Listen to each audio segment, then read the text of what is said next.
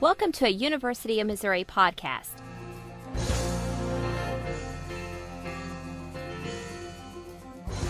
We are joined this week by Dan Lowry, co-director of the MU Partnership for Educational Renewal, and Jay Goff, Vice Provost and Dean of Enrollment Management at Missouri University of Science and Technology, both of whom are co-chairing the President's P20 Task Force, an initiative by President Gary Forsee, one of 5 priorities that the system is focusing on this year. But we should probably put in some sort of context for our listeners. What exactly is it when we say P20? What does that mean? Dan? This includes a study of the quality of educational system from pre-kindergarten all the way up through post-baccalaureate. President Forsee, along with many educators across the nation, basically is very concerned in regards to how are we preparing the children, not only at the elementary, the secondary level, but at the collegiate level, as far as becoming the most productive citizens that they can become. Because we want every child to realize what their individual potential is. So whether you call it a pipeline from pre-kindergarten all the way up through the university level, basically the focus of this task force is the pre-kindergarten up through 12th grade. It's a deliberate focus, addressing as far as what we feel are the barriers for any of the students from the pre-kindergarten through the 12th grade. Another task force is looking at the concerns and needs at the collegiate and university level. There is some evidence, gentlemen, right, that there is a pipeline issue in Missouri. For instance, I was reading some of the stats, and only about 20.9% of Missouri children currently in 9th grade will graduate from high school, enter college that next fall, still be enrolled in their sophomore year, and then graduate within 6 years. So this is definitely pretty alarming and pretty descriptive of a certain problem in Missouri. Jay? It really is the core of what this task force is looking at. What are those core barriers preventing students from moving forward with post-secondary education? We looked at recent ACT data that indicated that only 2 out of 10 8th graders getting ready to enter high school were ready for a college prep curriculum in high school. That actually was a stronger predictor of their success in college and whether they would go to college. And so we recognize that there are multiple issues that are causing students not to succeed on a post-secondary level. And not to just focus on some alarming statistics, but another one that disturbed me was that Missouri seems to be behind the national average in percentage of high school students going directly to college. We're at 57%, and I forget the national average is just north of 60%, I think. So tell me, what do you find to be contributing to this problem? Jay? When we look at why students are choosing not to participate in post-secondary education right out of high school, one of the primary factors that we're looking at right now is the gender gap. In 2008, about 57% of the college students throughout the state of Missouri and the nation were female, and only 43% male, and that number seems to be growing to where a 60-40 ratio is right around the corner. We recognize that there's some issue where our students are not seeing the need for post-secondary education as soon as they complete 12th grade. What we're hoping to do is find some programs and outreach activities that can help change that profile. Right now, we're expecting about a 4 to 8% decline in high school graduates in Missouri between 2010 and 2017. If we could increase the college going rate simply by 4 to 6%, we would see no decline in the total number of college-educated students in the state, and that really is an important goal for Missouri to try to accomplish. Dan? You know, another startling statistic says that 3 out of every 10 have to take remedial coursework when they come into the college situation. That's startling to those of us that think that we are better preparing the children to go on into college, knowing that by receiving a college degree, the data says that they are bettering themselves as far as entering into professions that are going to require more skills and also to achieve a higher salary and a higher standard of living as well.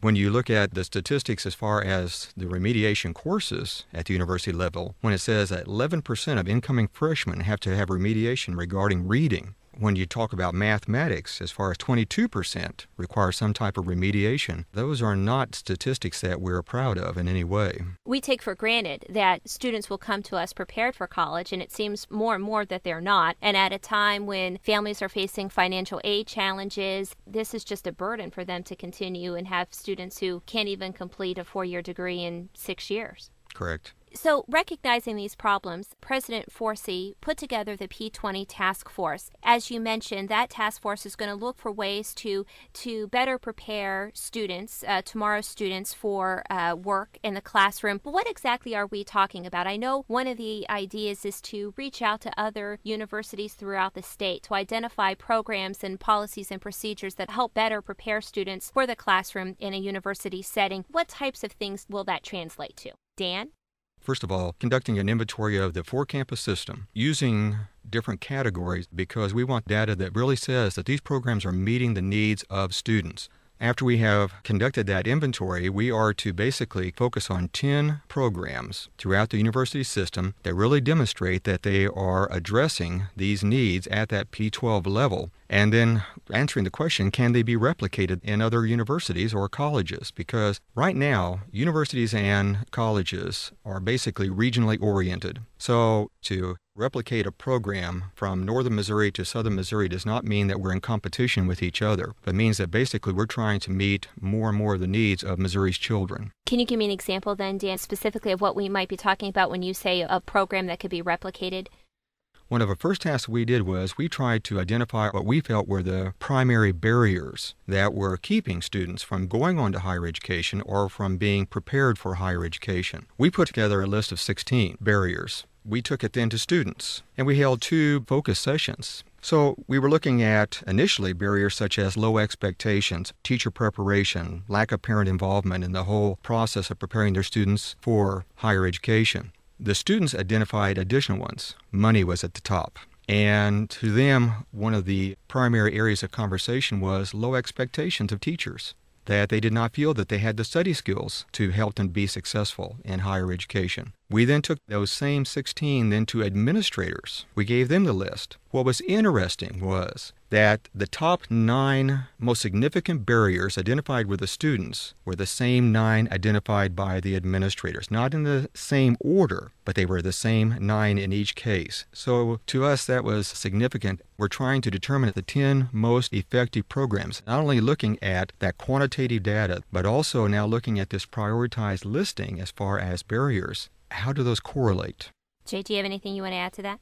The point that we're trying to get across is really trying to find what are the best practices within the UM system and then trying to make those available to the rest of the state. I'll tell you, in our initial research, not only has it been eye-opening to see that both the K-12 administrators and the college-bound students identify the same barriers, but there are hundreds and hundreds of different outreach programs that most people have never heard of. And what we're hoping is that this task force and the report will start to highlight some of those best practices that really are making a difference in the state, and then we can start replicating them in every corner of the state.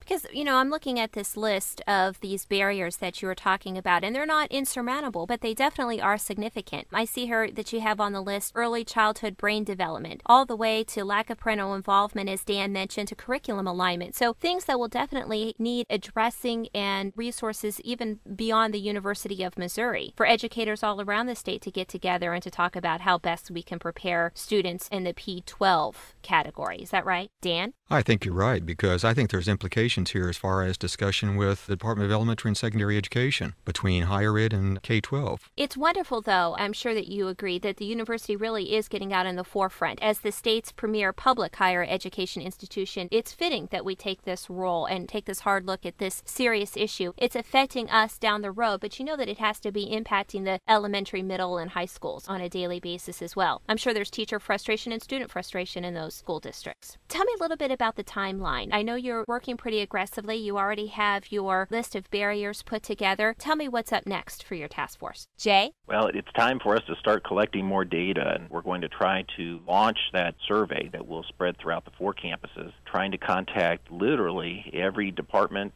faculty, and staff member that is involved in leading programs that address these barriers in terms of getting students ready for college. We're hoping that we'll be able to collect the data throughout the month of September and then start analyzing it in October. And President Forsee has pushed us to see if we couldn't have a preliminary report ready to present in December. What do you hope to see after that November time period? If you could have a crystal ball or make a wish list, what would you see happen to those recommendations? Dan? I'd like to see such a long list that it's going to take us some real time as far as determining which are the 10 most effective. because that really means then that the four campuses of the system are really seeking to address as far as having programs, actions in place that are focused on the K-12 educational system. The difficulty will be then, if there is such a long list, that being able to come down with the top 10. Are you also going to look to see if there are new programs or new needs? Dan? Part of the President's challenge was not only looking at the existing programs, but we may find that we are being made aware of needs that opens up other programs that can be developed as well. So it's not just pre-existing, but it's also looking for opportunities. Obviously, our focus is about the University of Missouri, but this is not just a method of recruiting. It's also about higher education generally. Is that right? Jay? The task force is going to be looking at a number of challenges that we have for college-bound students in the state. What we really want to do is raise the total number of students that once they complete a high school diploma, that they're going on to post-secondary education, whether that's at one of the four-year universities or if it's at a two-year community college, or if they're going into one of the vocational schools. There are many options. We just need more of the students to participate. We're concerned because the research is showing a number of primary challenges, not only a decrease in the number of high school graduates in the next 10 years, but the profile of those students is becoming more ethnically diverse and female-dominated. The number of students interested in mathematics, engineering, technology, and science is at an almost all-time low. We need more students going into those fields and starting businesses in the engineering and technology fields in the state of Missouri. We're concerned that it's very clear that the students in the future are going to need more financial aid, and so we're really going to need a multifaceted approach to this, and that's what we're hoping that this task force can help identify for the state. Tell me a little bit about the outlook for someone who doesn't finish high school. Dan? The jobs of tomorrow are going to require skills, and many of those skills are only going to be met by going on past a secondary education. So when you look at those who drop out of school, don't even have a high school diploma, their job opportunities, the type of earning wage that they can bring home is dramatically lower than those who have increased their skills, have gone on as far as receiving a college degree. Thank you, Dan and Jay, for taking time with us today during a University of Missouri podcast. And thank you to our audience for listening. If anyone out there listening has questions about the P20 Task Force, they could find more information on the UM System website under Academic Affairs. If you have suggestions for an upcoming podcast, please visit our podcast webpage, available from the UM System homepage at www.umsystem.edu. And join us next week for another topic and another guest.